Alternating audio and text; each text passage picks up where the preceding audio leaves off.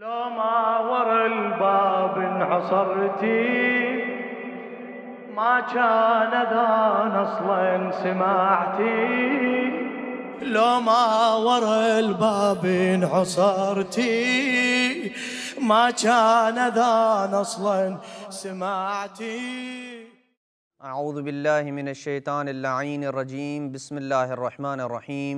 وصلی اللہ علی محمد وآل بیتہ الطیبین الطاہرین المعصومین. بارگاہ ملکوتی امیر المومنین صلوات اللہ وسلامہ علیہ سے ایام فاطمیہ کی مناسبت سے سلسلہ مقامات جناب سیدہ فاطمہ الزہرا سلام اللہ علیہا اس مقام پہ پہنچا ہے کہ احترام بطول در نگاہ رسول خدا صلی اللہ علیہ وآلہ وسلم. نگاہ ختمی مرتبت میں مقام سیدہ کتنا بلند تھا، زبان اور قلم اس کی تعیین کرنے سے عاجز نظر آتے ہیں. قلب رسول خدا صلی اللہ علیہ وآلہ وسلم میں سیدہ کا کتنا مقام تھا، اس کا اندازہ ان روایات سے لگایا جا سکتا ہے جن میں رسول خدا نے مقام فاطمہ کو امت کے لیے بیان کیا ہے. رسول عربی جن کی خاطر پوری کائنات بنی، وہ فاطمہ کو یوں فرماتے ہوئے نظر آتے ہیں: فدا کے ابی و امی، اے فاطمہ تم پہ میرے ماں باپ قربان ہو جائیں. اور کسی مقام پہ یوں فرماتے ہوئے نظر آتے ہیں: یا فاطمہ من صلی علیک غفر اللہ لہ، اے فاطمہ جس نے آپ پہ درود و صلوات بھیجی اللہ اس کے گناہوں کو معاف کر دے گا. وَأَلْحَقَهُ بِي حَيْثُ كُنْتُ مِنَ الْجَنَّةِ، اور جو بندہ آپ پہ درود و سلام بھیجے گا اس کے نتیجے میں خدا اس بندہ مومن کو جنت میں وہ مقام عطا کرے گا جہاں مجھ محمد عربی کا جنت میں مقام ہوگا. جناب فاطمہ الزہرا سلام اللہ علیہا کے متعلق فرمایا: فاطمہ اعز الناس علیہ، وہ ہستی جس کے بارے میں رسول خدا یہ کہتے ہوئے نظر آتے ہیں کہ اللہ کی بھری کائنات میں مجھے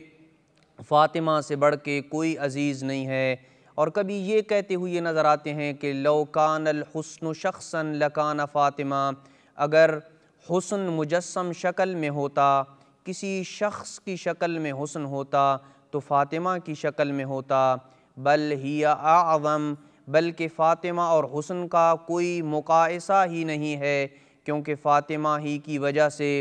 حسن کو حسن ملا ہے. اور فرمایا: ابنتی فاطمہ خیر اہل الارض عنصرا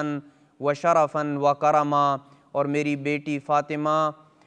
اپنے خمیر کے لحاظ سے، شرف اور کرم کے لحاظ سے تمام اہل زمین سے افضل ہیں. اور کبھی اپنی بیٹی کے بارے میں یوں فرماتے ہوئے نظر آتے ہیں: اول من دخل الجنت فاطمہ،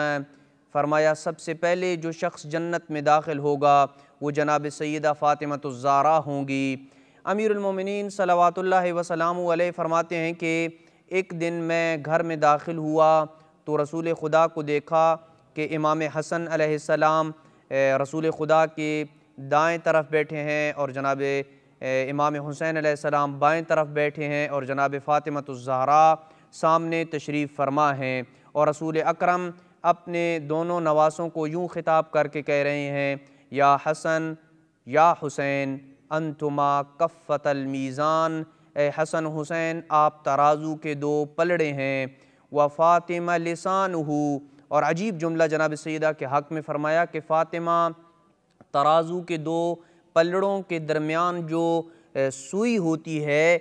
اس کی مانند ہے جو ترازو کے دونوں پلڑوں کو برابر رکھتی ہے. فرمایا ولا تعدل الکفتان الا باللسان، اور ترازو کے دو پلڑے اس وقت تک برابر نہیں ہو سکتے جب تک سوئی نہ ہو، یعنی سوئی کے بغیر ترازو کے دونوں پلڑے برابر نہیں ہو سکتے. ولا يعدل اللسان الا علی الکفتین، اور ترازو کے دو پلڑوں کے بغیر سوئی بھی برابر نہیں رہ سکتی، یعنی دونوں کے مقام کو برابر رکھا ہے. انتم الامامان، اے حسن حسین تم کو آپ دونوں کو اللہ نے مقام امامت سے نوازا ہے، وَلِأُمِّكُمَا الشَّفَاعَةُ اور آپ کی ماں فاطمۃ الزہرا کو اللہ نے مقام امامت تو عطا نہیں کیا مگر ایک ایسا مقام عطا کیا جس کی تمنا بروز محشر ہر نبی کرے گا، اور وہ مقام شفاعت فاطمۃ الزہرا سلام اللہ علیہا ہے۔ یہ تمام احادیث اور روایات ایک طرف ہیں، لیکن رسول اکرم صلی اللہ علیہ وآلہ وسلم کا اپنی بیٹی فاطمۃ الزہرا سلام اللہ علیہا کے حق میں ان کے استقبال میں وہ 5 کام کرنا ایک طرف ہے۔ یہ بھی جملہ عرض کرتا چلوں کہ میں نے اپنے ناقص مطالعے میں یہ 5 جو اپنے مومنین کی خدمت میں وہ 5 کام عرض کرنے لگا ہوں، یہ 5 کام میں نے اپنے ناقص مطالعے میں نہیں دیکھا کہ رسول اکرم صلی اللہ علیہ وآلہ وسلم نے علی ابن ابی طالب کے حق میں بھی وہ 5 کام کیے ہوں جو فاطمہ کے استقبال میں وہ 5 کام کرتے تھے۔ روایت حضرت عائشہ سے ہے کہ حضرت عائشہ کہتی ہیں کانت اذا دخلت علیہ، یعنی جب بھی جناب سیدہ فاطمہ الزہرا سلام اللہ علیہا رسول اکرم صلی اللہ علیہ وآلہ وسلم کی بارگاہ میں حاضر ہوتیں، یہ جملہ اس بات کی تاکید کر رہا ہے کانت اذا دخلت علیہ، یعنی جب بھی جناب سیدہ ختمی مرتبت کی محفل میں داخل ہوتیں، یہ جملہ اس بات کی عکاسی کر رہا ہے کہ سیدہ کے احترام میں ختمی مرتبت کے یہ 5 کام کرنے یہ کوئی 1-2 بار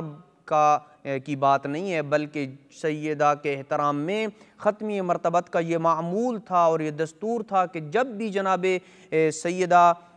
ختمی مرتبت صلی اللہ علیہ وسلم کی خدمت میں حاضر ہوتی تو رسول اکرم یہ 5 کام کیا کرتے تھے۔ پہلا کام رحب بہا،